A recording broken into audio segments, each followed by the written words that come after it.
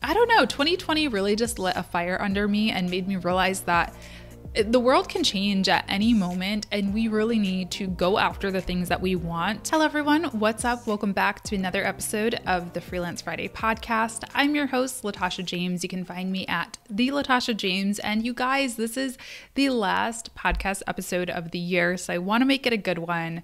This is the episode for you if you have been thinking of starting a business, if you've been watching and listening over this past season and thinking about how you really want to get started and now is the time. This is the episode for you if you have been working from home due to, terrible circumstances, of course, but realizing that the one small silver lining in your life is that you've actually enjoyed working from home and being a little bit more self-directed and that you can see yourself starting a business. It's also going to be the episode for you if you are maybe a service provider or you've been doing social media management or marketing consulting and you are ready to step into a new role and diversify your revenue a little bit, start a digital products business or a coaching business or take on something completely new. So stay tuned. I hope you enjoy this one. Okay, so first things first, if you want to start a business or a new business, you need to determine what you want to do. That's step number one. And I know this sounds like the most obvious step, but it can be really hard. I want you to think about a couple of things. Number one, I want you to think about what do you like doing? Your business should be something that you like. Now, I'm not one of those people who believes that, if you start a business and you do what you love, you're never going to work another day in your life. Listen, I didn't want to get up today. I'm going to be honest. I was really comfy in my bed and it was snowing outside. I just didn't want to come to work today.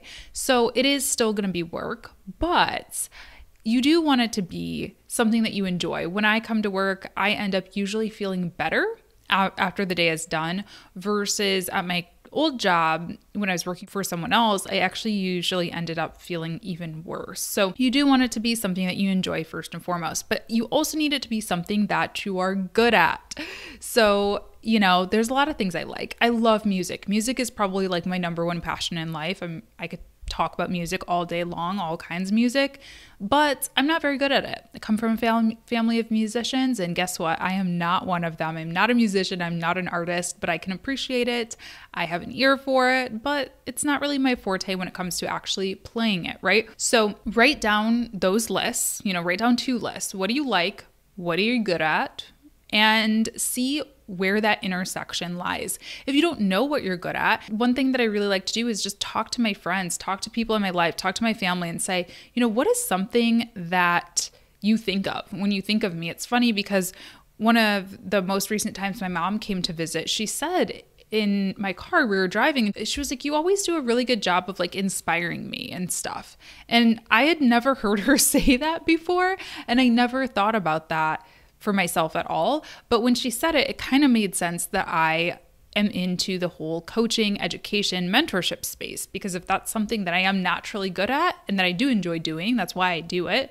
It makes sense, right? Now, another tool that I really recommend is taking some different personality assessments. Now, I know that there are different schools of thought on these. There's actually some really interesting research and sad research that shows that personality testing has a lot of bias in it. So do keep that in mind. I don't put my everything into these, but one that I really like is called the strengths test, the strengths finder test. And I actually did a whole video about my results, so I won't dwell on those here, but that was one that really just kind of helped affirm the direction that I'm taking my business moving forward. This year I made a big conscious shift to move further into the education space than ever before. And I was kind of doubting myself. And I was like, is this what I'm meant to do? Is this something that I'm genuinely good at? Or are people just telling me that to make me feel good? And I took this strengths assessment. And what I like about it is it gives you your 5 top strengths. So as opposed to focusing on categorizing you in these different, introvert, extrovert, blah, blah, blah, or focusing on weaknesses, which we do so often to ourselves anyway, it really focuses on what you're very good at. So a couple of my strengths that really solidified that, okay, I am going to be a good coach, mentor, educator were relator. That was my top strength, which basically says that I like to form good, close connections with people. The other one was activator. So I really am like, let's do it. Let's go. You have a cool idea. I am going to teach you how to activate that great idea. Another one was maximizer, which basically I like to take things that are already good, take things that are, on a good trajectory, on a good path, and make them amazing. So those things all really kind of affirmed for me that I'm heading in the right direction. So number one, determine what you want to do. Number two, once you figure out what it is that you want to do, you need to figure out some type of a business plan. Now, I'm going to be honest with you, when I started my business, I kind of fell into it just by like freelancing, and I did not have a formal business plan. Do I still have a formal business plan? That's up for debate, okay? So you do not need it to be anything like super intense unless you are looking for funding. If you're a startup and you're going to apply for, to get investments, then you probably do need a more solid, rigid business plan. But if you're just somebody like me, a business plan can be on a piece of paper. A business plan can be a list of goals and ideas that you set forward and ways that you are going to market your business. It doesn't have to be too sophisticated. I am going to leave a link down below. Check this description box in the show notes because this one will probably have a lot of resources for you. I'm going to leave a link down below to an article from SBA.gov, Small Business Association, I believe, .gov, and they have some great examples, and you can actually look at other examples of business plans. But in summary, you're going to want to do some market research. You're going to want to know, okay, I know that I want to develop the education side of my business. So who am I going to market to? What does that market look like? How many online coaches and course creators are there in this industry? Who are my top competitors? What services or products am I going to offer? So I really want you to narrow this down. Of course, it can expand. Of course, you can take products, services away throughout the year, but understanding like, how are you going to make money? What is the format that you're going to offer? So for coaching or an education business, I could do one-on-one coaching, I could do group coaching, I could do online courses, I could do guided online courses, I could do content like this, videos, podcasts. I could do some combination, which is what I do. But list out all those different things, revenue streams, different ways that you're going to make money. And then I also want you to think about some financial projections. Now, again, I know this can be really hard because things can happen for better or worse. We can be surprised for better or for worse. But I do want you to have some kind of a benchmark so you know if you are being successful or not. So when I quit my day job, I set forth, and I actually read this list out in another episode of the podcast, so I'll link that somewhere. But I set out different goals for myself for like 3 months out, 6 months, and a year, I believe it was. And I set those revenue goals so that I had some way to measure if I was being successful or not. And if I didn't hit those revenue goals, I was going to look for another job or restructure the business or, change something because clearly I wasn't being successful. So those things are very important to do. And that's another place that competitor research can come in handy as well.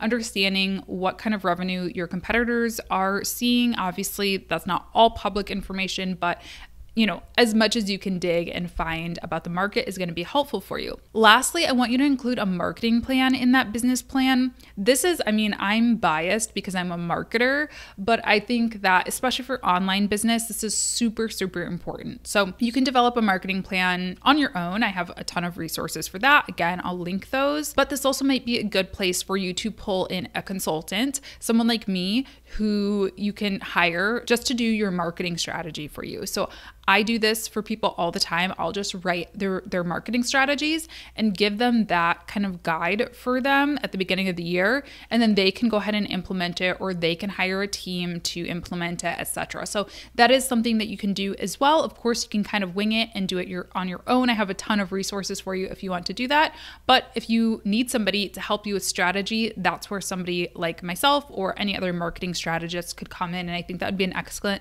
investment kind of in this beginning stage. Next thing that I want you to do is choose a name for your business. Now, this one is hard, okay? How do you come up with a name for your business? Should I name it after myself? Blah, blah, blah.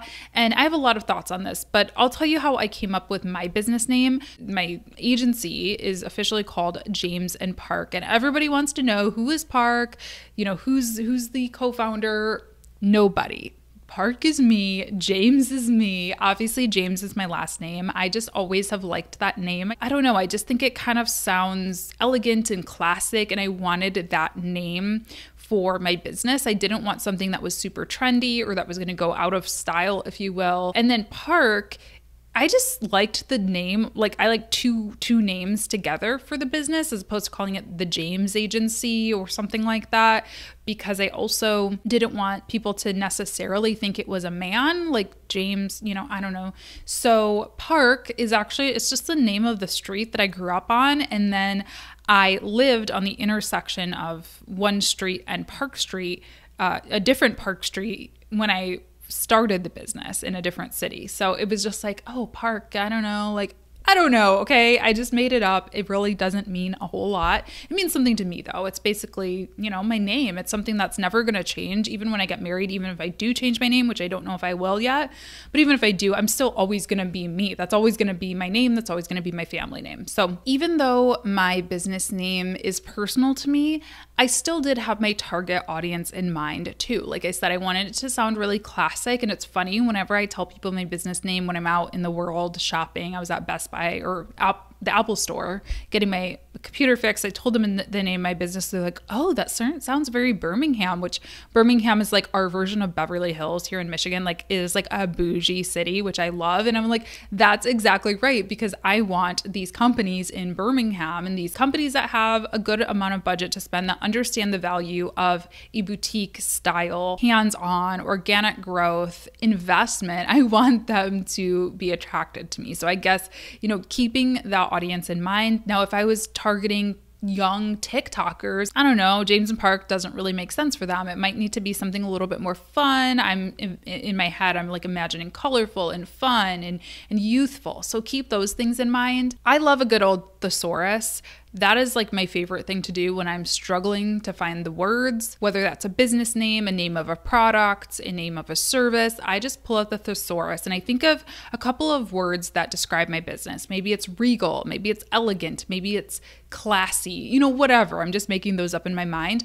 Go through that thesaurus and look up different synonyms for those words and see what jumps out at you. Once you choose that name, I want you to reserve those names. I usually buy my domain names from GoDaddy. There's lots of services out there, so choose the one you like and reserve that name, buy that domain, and also reserve them on social as well. So I actually am not active on all social platforms. I'm actually like not active at all for my agency on social. I'm more active under my own personal name, but I still have all of those names on Twitter, on Instagram, on Facebook, on, YouTube, whatever. I have them all reserved. So just park them, because you never know if you're going to want to use them. And you also want to be careful because you don't want people to impersonate you. So if I didn't have the James and Park Twitter account, somebody else could start, the Twitter account under James and Park and start scamming people and pretending to be me and getting money out of them or saying untrue things about my brand. So you want to make sure that you have ownership of those things. We'll talk more about websites in a second too. Next, file your business paperwork, get legal. I recommend doing this sooner rather than later. I mean, in a lot of situations, if you're just going to be a freelancer, if you're just going to do a little bit of freelance work here and there, you probably can just work as an independent contractor and use your own social security number and things like that. But I personally recommend getting legal sooner rather than later. It's just going to be one less thing that you have to deal with when you are booked and busy, because the goal, and let's set that intention, let's put it out there, is that you are going to be busy. This is going to be a successful business. You don't want to have to run around and do this stuff on the back end after you already have a full client load, right? So it's going to be different for every business. I can only speak for my business, of course. There are different business entities that you can choose from. There's a sole proprietorship, there's LLC, there's multi-member LLC, a corporation. There's a bunch of different, entities that you can choose. And of course, that's just for the US. I don't even know about what it's like for the rest of the world. So again, I'm going to leave a link down below where you can kind of choose what is going to be the best entity for you. For me personally, I filed an LLC, and one of the benefits of an LLC is that my personal and my business assets, I couldn't think of that word, assets are separate. So, if I ran into any trouble with the business, people would not be able to come after my car, my home, my, things that I personally own. They would only be able to come after whatever my company owned. So that's personally one of the reasons why I chose an LLC. But again, there's a lot of complexities within that. So just read the link that I'll share. The average cost, I looked it up, the average cost to file for an LLC in the United States is $132. Pretty easy to do. I'll also leave some resources down below on how exactly to go about doing that. But I did mine online. It took like an hour and I got a cool binder. That's what this, oh, you can't see it in this shot. Where is it? I think it's right here. This binder right here. That's what that binder is. Everyone always asks. It looks like really official. It gave me a stamp with it and everything. So I was like, ooh, yes. Okay, this is one that I feel like we don't talk about a lot is business insurance. Business insurance, I pay $48.50 a month, which is not a lot in the grand scheme of things, considering all the things that it protects me against. So again, if there were like any lawsuits or if there were, I don't know, a lot of things. If I owned a brick and mortar and somebody slipped and fell at my place of business, or if I was hosting an event and somebody got hurt or something like that, my business insurance would help protect me against that. So I really recommend having it on day one, but especially if you have a brick and mortar, if you have a business where people are coming to, I definitely recommend it. And actually a lot of companies, I work with a lot of startups and I also work with a lot of corporations, like companies, solid companies that have been in business for a long time, not just solopreneurs and things like that. A lot of them actually won't even work with you if you don't have business insurance. So just something to keep in mind. I go through Hiscox and it's like $50 a month. And then if you are going to be selling anything like t-shirts or, goods, look into sales tax licensing. Again, that's not the kind of business that I own. So reach out, do some research on sales tax if you're going to need to be paying sales tax to your municipality. Okay, once you have those things done, get your finances in order. So I want you to get a business bank account. In order to get a business bank account, you are going to need to do those previous steps because you're going to need what's called an EIN number or an employee identification number. It's essentially your business's social security number. So instead of opening the account with your own personal social security number, you're going to be opening it with that EIN number. And, basic, just checking savings account, and you can start routing all of your business transactions through there. So hook up your invoicing software, whether it's Stripe, Wave, PayPal, whatever it is, hook it up to that account. And then also make sure that any business purchases you're making, like Canva, like your website, like any contractors that you pay, any, office equipment, physical office equipment, make sure that that's coming out of that account. And the reason you're going to want to do this is because come tax time, which I have a whole video on that too. So I'll have the whole list for you. Come tax time, it's going to be so much easier to just have it all in one place. And it also looks a lot more legitimate if you have, money in, money out coming from a business bank account versus like going to randomly Target and buying office supplies out of your personal account. And it looks a little sketchy. And, I don't know, I'm not the law, but I don't think that they like that. I don't think the IRS likes that. So get a separate business account. Now, optional is you can also get a credit card, but this is really up to you and you got to know yourself. I would not have gotten a business credit card account 5 to 7 years ago for me personally, because I was in a different place financially and I was just in a different mindset. I wasn't as responsible as I am now. Now I knew that I could do it, and I was actually doing, back in the day, back when we could travel, I was doing quite a bit of business travel, at least a few times a year. And travel for me is always just easier to put on a credit card. It's usually a little bit easier to get your money back if something gets canceled on a credit card and things like that. So I prefer to have a credit card for travel. And then also, of course, if any emergencies happen while I'm traveling, if I'm out in LA and like my car breaks down out there or something like that, I want to have access to a good amount of money in case of emergencies. So you can also get a credit card under, again, that business EIN as opposed to just your personal account. I'm pretty sure business can build credit too, which is going to be helpful for you if you ever do need to get any loans for anything. I am totally bootstrapped. I don't take out any loans for my business, and I don't want to, but who knows, maybe someday if I need to like get a brick and mortar office or make a massive hire or something, I would need that. So good to know. Okay, next thing you're going to want to do is get a website. I think that websites are imperative, especially if you're an online business. I mean, how else are you going to sell things without a website? But really for any business nowadays, they're so important. I don't know about you, but I don't really do business with companies that don't have websites. It serves as, just a way to look a little bit more legitimate, but it also serves as a payment gateway. It serves as an information hub. It serves as a contact portal. So many things. So listen, there's a lot of different things that you can do to get a website up and running. I think, again, it totally depends on what your business is going to be.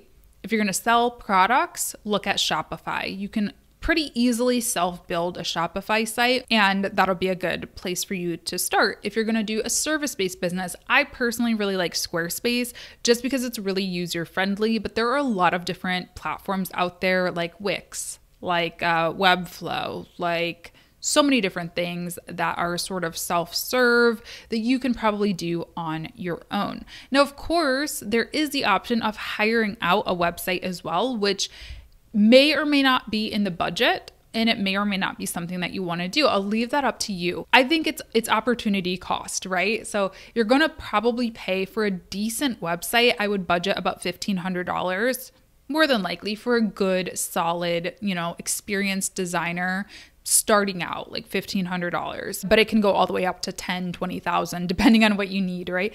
So you need a budget for that amount. And if you have that in the bank, and if you're ready to make that business expense, then go for it. If you do have some design chops, if you know your way around a website, basically, if you were one of those people back in MySpace days who was able to customize their own profile, you can probably build a Squarespace website. There are some amazing themes, at least to get you started. The thing here is I do see a lot of people get really hung up on the website part, and they either need it to be 100% perfect, or they need to save that $5,000 or whatever it is to book the best designer that they know. And I say, just start with something, and then you can get the website when you have actually earned $5,000 in profit or whatever it is to turn around and spend. But again, that's very general advice. If a website is super important to your business and how it looks, then yeah, you might need to save up and wait for that. But for a business like mine, like a coaching business or even a social media management business, I totally just self-built all of my websites in Squarespace. I think they could be improved. I probably am at the point where I really do need to invest in a more professional designer, but I did buy a theme, like a custom theme for one of my websites, but I probably could benefit from having someone fully build it for myself, but I haven't gotten there yet. I haven't felt it was necessary. You can even do something as simple as getting like a one-page website from GoDaddy. Like they have a website builder. Listen, I do not think it's amazing. I'm not recommending this forever, but just having something that has a few key elements to it, like your about, who are you, what do you do, a picture of your face, ideally, a bit about your services, what services or products do you offer, a way to get in contact with you, and in an ideal world, you would also have some social proof, so some testimonials or some case studies or something like that. And then once you have that, all you really need to do is get your necessary tools in order. So figure out how you are going to invoice people, figure out, are you going to need any industry-specific tools like a social media scheduler, for example? Those, of course, all depend on industry and exactly what you're doing. But for me personally, I used Wave for a really long time for invoicing. Now I use Honeybook, which is also my CRM, and I probably recommend a CRM for 99% of people watching.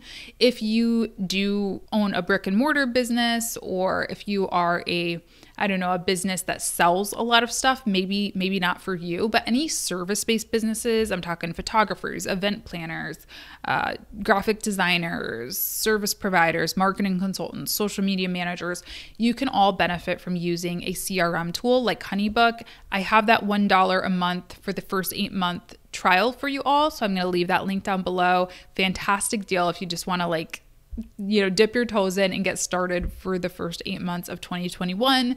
That'll be a great value for you. But basically, CRM helps you keep track of all of your clients. It helps you communicate with all of your clients. It allows you to store templates and forms and questionnaires and so many things in there. So it's really just like your client resource hub. You'll also probably want some type of an email marketing tool.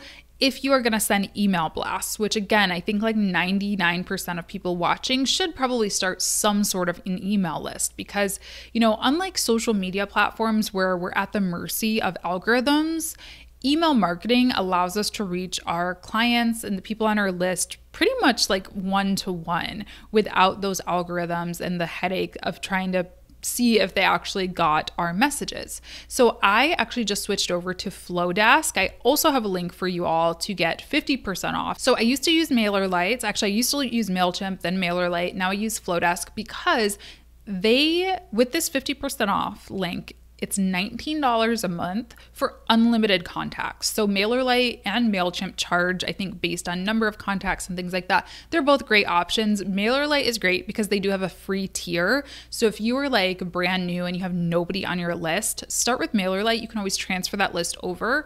But if you are planning to get a lot of emails or really, do email marketing a lot, I think Flowdesk is a fantastic option. It also just looks really sleek and really good. So yeah, those are the things that you're going to want to do. And then from there, you kind of just need to start putting that business plan into action. So putting the marketing plan into action and getting people to know about who you are and getting people to opt in and learn about a little bit more about you. So again, that's kind of next level. I have a bunch of videos all about marketing and attracting clients to your business. So definitely check those out after this one if you're new to the channel or to the podcast. But those are really like the structural things that you need to get in order before starting your business. I really hope this was helpful, and I really hope that you all take some time to go after your dreams this year. I don't know, 2020 really just lit a fire under me and made me realize that the world can change at any moment, and we really need to go after the things that we want when we want them and not wait and not wait around, not ask for permission, just go after them and do them. So I really hope that you go after your goals. I know that it's possible, and I'm looking forward to seeing what you all do. Make sure to hit me up on social media. I'm going to be off next week, so there's not going to be a podcast on Christmas Day. Going to take that day and just relax. I hope you all are too, regardless of whether you're celebrating the holiday or not. It'll be a quiet day in the world, so hopefully you enjoy that. But I'll be back in 2021 for a new podcast episode, YouTube video, and all of that. And yeah, I hope you guys have a fantastic holiday if you're celebrating and a fantastic day off if you're not. Talk to you soon. Bye. Thanks for tuning in to today's episode. Show notes for this episode are available at latashajames.com/podcast and contain all of the links I may have mentioned today, as well as an invitation to join my private Facebook group, the Freelance Friday Podcast Community. Thanks so much. We'll talk soon.